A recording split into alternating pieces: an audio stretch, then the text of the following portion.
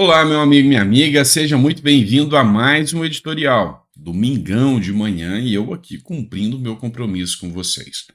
Vamos lá, tem muita coisa importante para a gente falar. Hoje é um dia que promete ser marcante na democracia brasileira. Uma das questões que marcam uma democracia é a liberdade. Liberdade de expressão, poder falar aquilo que você imagina que é o correto para o país, poder questionar o presidente, questionar os deputados, senadores e magistrados, inclusive da Suprema Corte. É dia de você poder se manifestar. Manifestação faz parte do Estado Democrático de Direito. Então, a partir desse momento, a gente vê que o Brasil começa a tomar novos rumos e um estopim para começar isso foi, infelizmente, algo trágico, a morte do Clesão. E aí, olha só, essa morte começou a trazer à tona o descaso do Poder Judiciário com os presos do 8 de janeiro. Há um princípio, chamado princípio da igualdade, onde diz o seguinte: todos são iguais perante a lei, sem distinção de qualquer natureza. Não importa se você é Bolsonaro ou Lula. Não importa se você é direita ou esquerda. Todos são iguais perante a lei. Entretanto, uns são mais iguais que os outros. O suspeito do 8 de janeiro, só suspeito, tá? Ele não era condenado. Um suspeito, morto na Papuda, ficou 80 dias preso depois da PGR pedir soltura.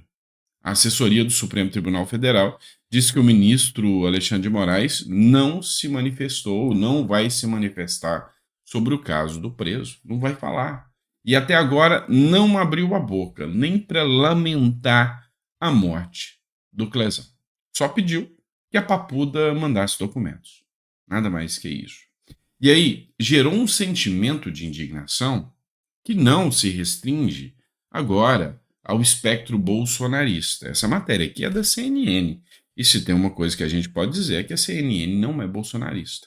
O antagonista, a Folha de São Paulo, o Estadão, Poder 360, todos esses jornais criticaram absurdamente os abusos. Depois de um certo tempo, depois que aquela euforia do amor do PT passou e que todo mundo viu que não era amor, era cilada, começaram a criticar e rever pontos. Olha, aquela turma do 8 de janeiro, talvez a justiça passou do ponto. E aí é interessante por quê? Porque agora ganha força uma manifestação do Marco Aurélio sobre um projeto de lei do general Mourão, ex-presidente. O Marco Aurélio é ex-ministro do STF, para que o projeto de lei de anistia seja aprovado. O Marco Aurélio vê o projeto de lei da anistia como uma alternativa para casos do 8 de janeiro. O ex-ministro avaliou ainda a atuação do Supremo Tribunal Federal. E é óbvio, críticas e mais críticas. Se tem uma coisa que vai ficar marcada nos anais da história, depois que toda essa, vamos dizer assim, toda essa narrativa, toda essa cretinice do é pela democracia, passou e passar, é que houveram abusos, é que o Brasil não está dentro de um Estado democrático de direito. Os abusos são latentes. E a narrativa dessa turma anti-Bolsonaro de que nós precisamos atacar os fascistas, nós precisamos acabar com o ódio, não rola mais. Um editorial da Epoch Times que eu achei muito interessante, que eu vou colocar para vocês, trouxe o Dr. Cláudio Caivano, ele que é autor do livro sobre 8 de janeiro, ele que fez análise sobre a defesa de vários advogados dos suspeitos, escancara, mostra, esfrega na cara do Brasil inteiro a quantidade de abusos que aconteceram. Ouça só esse trecho da fala dele, bem curtinho o vídeo. Eu larguei a minha vida, a minha família, meu trabalho para me dedicar a essa causa e a gente está trabalhando, se Deus quiser, para aprovação o quanto antes de uma anistia para todas essas pessoas, mas que não vai mais, infelizmente, atingir o Clériston Pereira da Cunha, foi esse empresário aqui de Brasília, oriundo da Bahia, mas que trabalhava, estava radicado aqui em Brasília, na capital federal, e que no dia 8, estava trabalhando até às 16 horas. Marcos, o advogado dele, o doutor Bruno Azevedo, apresentou essas provas, recorte do vídeo da câmera de circuito fechado da loja que ele possuía aqui em Brasília, demonstrando que ele saiu de lá depois das 16 horas, portanto, depois que tudo aquilo aconteceu. E aí, quando ele chegou na Praça dos Três Poderes, existiam helicópteros jogando bomba, o que era vedado até bem pouco tempo atrás aqui no Brasil, por uma portaria de acordo entre a Defensoria Pública da União, o Ministério dos Direitos Humanos e o Executivo. Foi assinado em 2019, para você ter uma ideia, e teve vigência até final de 2022. Quando eu busquei esse documento, que eu tinha conhecimento, ele não está mais no rol de documentos do Ministério dos Direitos Humanos. Então, o que se escancara desde o início aqui, eu dou um grande abraço aqui ao nobre colega Dr. Caivano, é o seguinte: desde o início, desde o momento da repressão, mostra-se violações aos direitos humanos. E a morte do Clériston vai demonstrar para o resto do mundo, não só da nação, o quanto o governo Lula não respeita direitos humanos. E aí, em virtude de toda essa situação, há uma manifestação hoje que não é uma manifestação bolsonarista. É uma manifestação pela democracia, é uma manifestação pela liberdade que está sendo amplamente divulgado por vários parlamentares e por várias figuras em memória do Clériston. Um vídeo que vocês podem constatar aqui foi publicado pelo Marcel Van Hatten, ele que não é bolsonarista, ele é do Partido Novo. Partido Novo, um partido que, na minha visão, hoje é um dos mais coerentes ainda. Ele faz a seguinte postagem aqui. Pessoal embarcando agora a São Paulo e às 14 horas temos encontro marcado na Paulista. Chega dos abusos de autoridade, chega de tirania. Nós vamos para em memória do Clesão e das vítimas todas desse processo absurdo que nós estamos vivendo no Brasil, kafkiano. Vamos gritar fora Alexandre de Moraes, pelo impeachment do Alexandre de Moraes e pela CPI do abuso de autoridade do STF e do TSE. Conto com você que está próximo, que vá à Paulista hoje às 14 horas. Estaremos todos lá. Vamos lá. O evento de hoje promete ter um grande número de manifestantes. A aposta é que o medo de manifestação existente aqui no Brasil já tenha sido superado.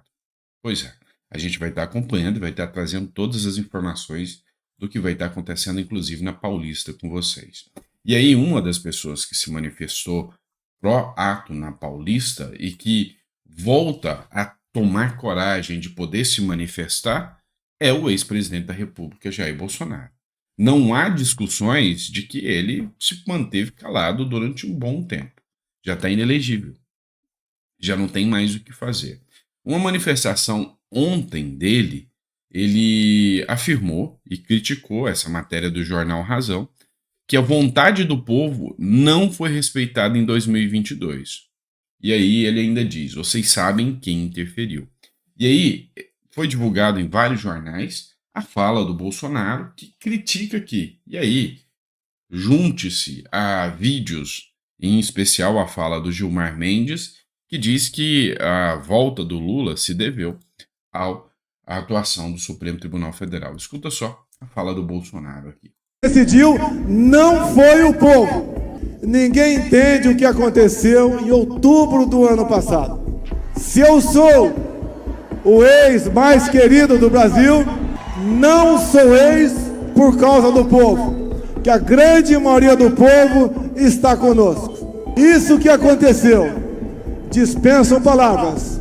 Vocês bem sabem quem interferiu e quem decidiu nas eleições. O povo não foi respeitado. A dor é grande. Perder um jogo faz parte. Mas como esse jogo foi jogado, dói no coração. Os fatos dessa semana ocorrido entre dois poderes em Brasília, bem demonstra o quão podre é esse sistema. Por quanto tempo esse sistema dominou o nosso Brasil. E esse povo acordou para lutar por aquilo que todos nós queremos. Um país com ordem e progresso. Enfim, você viu que Bolsonaro agora já sobe o tom no discurso.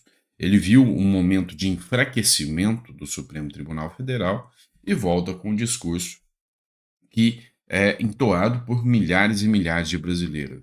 Alguma coisa aconteceu? Pois é, a grande questão é que Bolsonaro é ligado intimamente aí pelo STF e há uma perseguição para que tente vinculá-lo aos atos do dia 8 de janeiro. O que até um livro escrito onde tem uma fala do Bolsonaro com o Dias Toffoli, o próprio Dias Toffoli falou: Bolsonaro, vai para fora do país. Onde o Bolsonaro fala: eu não convoquei manifestação. E o Toffoli acena positivamente nesse sentido. Ou seja, o STF sempre soube que Bolsonaro não foi o responsável direto pelos atos do dia 8 de janeiro.